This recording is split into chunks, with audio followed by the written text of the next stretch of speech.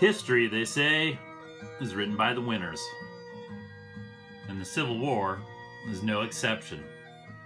So sit back, relax, and join me for a new look at the Civil War.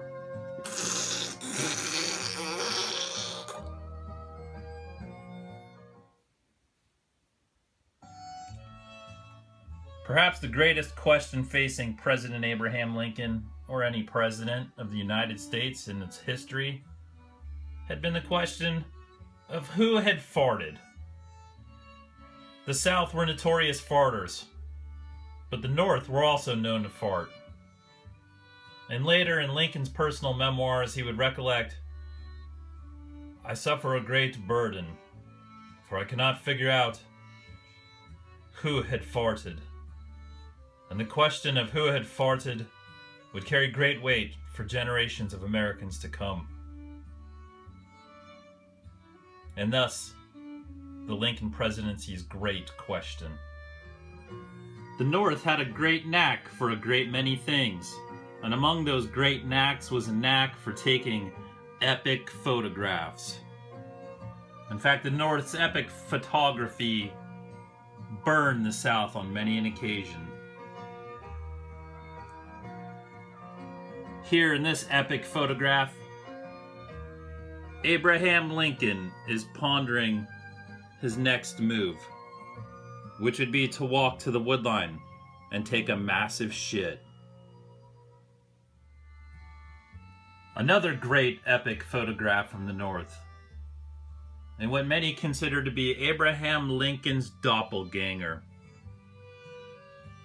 Close studies show that Lincoln had deployed no less than 10 different doppelgangers at all times during the Civil War.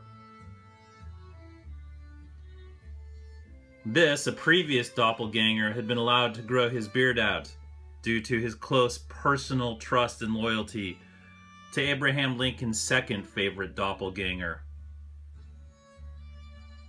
After the war, they would be known to create the Lincoln Doppelganger Club, where all the Lincoln doppelgangers would gather and compare beards and heights.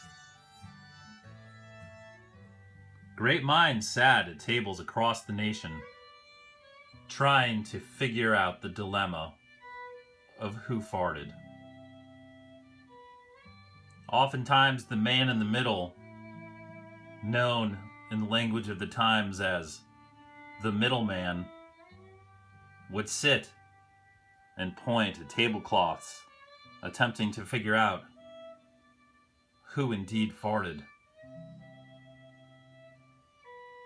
The amount of brain power dedicated to such thoughts was exhausting. In fact, many of the lesser thinkers of the war found themselves completely exhausted due to the amount of thought exerted on America's great question. This man thought and thought and thought until he realized he was not a thinker. He was a starer. And according to the local occult cartoonists of the day, war appeared inevitable. In response to this, the White House hosted a long stick party. All landowners over 18 years of age with long sticks were invited to the White House for a one-time gala before the war would begin. This American family was actually living exactly like this prior to the war. So you can imagine how bad their lives were when an actual war broke out. The federal government found itself in an odd situation. It was used to killing its own citizens, but it wasn't used to killing white citizens.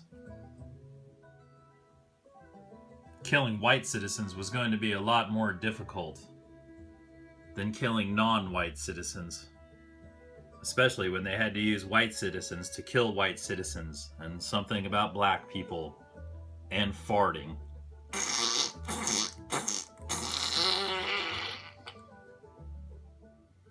The build-up to war was swift, with industrial powers conspiring to figure out how to kill better. The artillery was ready, and so were the men, once and for all, to settle the question of who farted. As is often the case in war times, magicians put on free shows, and musicians saw opportunities for festival seating.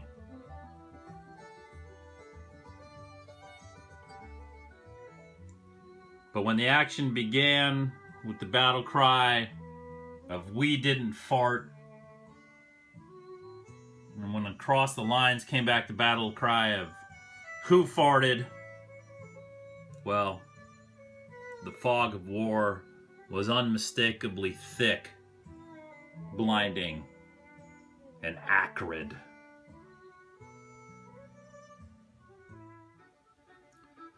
To everyone involved, great credit. Men, women, and children from both sides of the line figured out a way to detach themselves from their humanity and go about just killing every motherfucker they could find. You see a motherfucker you don't like? You fucking kill him. Just kill and kill and kill. And why are we killing? Who gives a fuck why we are killing anymore? This shit is kind of fun. Hey, haven't eaten in 3 days and I'm in somebody else's state shooting at their children, but you know what? This is kind of fucking fun.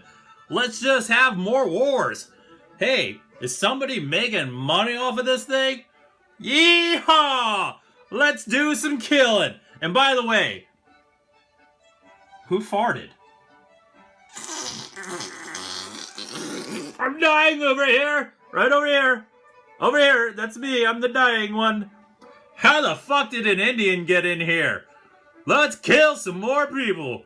Yee-hoo!